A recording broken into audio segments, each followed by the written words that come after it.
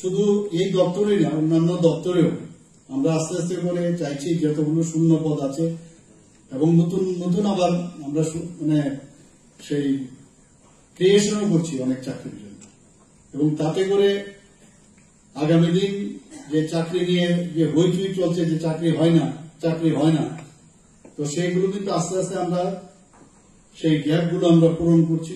আর শুধু চাকরি দিয়ে তো হবে না, আমরা স্বনির্ভরতা বা সেলফ রিলায়েন্স যাতে হয় তার জন্য বিভিন্ন কর্মসংস্থানেরও আমরা সুযোগ সৃষ্টি করছি। এবং কর্মচারী নিয়োগের সাপেক্ষে যাতে আমাদের গভর্নমেন্টের কোনো অসুবিধা না হয় তার জন্য কন্ট্রাকচুয়াল এবং আউটসোর্সিং এর মাধ্যমে আমরা কর্মচারী নিয়োগ করে থাকি। আমাদের ডাইনিং হার্নেসে প্রায়শই আমার কাছে ফাইল আসে, গতকালও প্রতিদিনই 3-4টা-5টা করে ডাইনিং হার্নেসের ফাইল আমার কাছে আসে, এবং সরকারের যে নীতি নির্দেশিকা সেটা মেনে কিন্তু বিভিন্ন দপ্তরে আমরা চাকরিগুলো আমরা দিচ্ছি।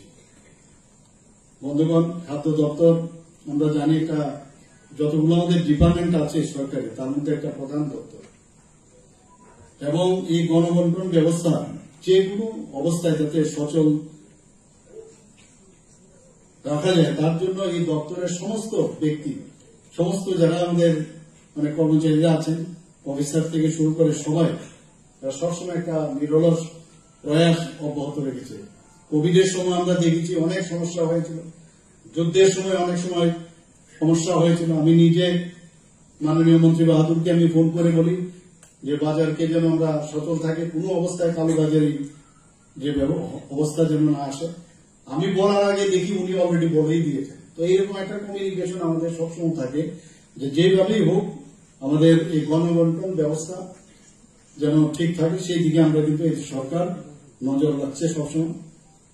আমাদের রাজ্যের জনগণের খাদ্য সুরক্ষা নিশ্চিত করতে আপনাদের অবগতির জন্য জানাচ্ছি যে 6.06 লক্ষ প্রায়োরিটি হাউস হোল্ড এবং অন্তর্দয় অন্ন যোজনা পরিবারের জন্য বিনামূল্যে মাননীয় প্রধানমন্ত্রী নরেন্দ্র মোদীজির কারণে আমরা বিনামূল্যে চাল সরবরাহ করছি।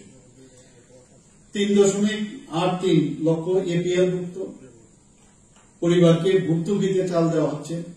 এছাড়াও আটা এবং বিভিন্ন যে আরো নিত্য প্রয়োজনীয় যে পণ্য যেমন মসুর ডাল, চিনি, লবণ ইত্যাদি, সেগুলো কিন্তু আমরা প্রায় 9.81 লক্ষ রেশন কার্ডধারীদের যারা কার্ড আছে তাদেরকে আমরা ভর্তুকি মূল্যে আমরা কিন্তু বিতরণ করছি। আমরা যাতে বাজার স্থিতিশীলতা বজায় থাকে সেই দিকেও এই ডিপার্টমেন্ট খুব ভালোভাবে কাজ করছে, এবং এই গণবন্টন যে ব্যবস্থা সেটা যাতে সচল থাকে, আরো শক্তিশালী যেন হয় তার জন্য আমরা এই যে বিভিন্ন শূন্যপদগুলো আছে সেগুলো আমরা পূরণ করার চেষ্টা করছি।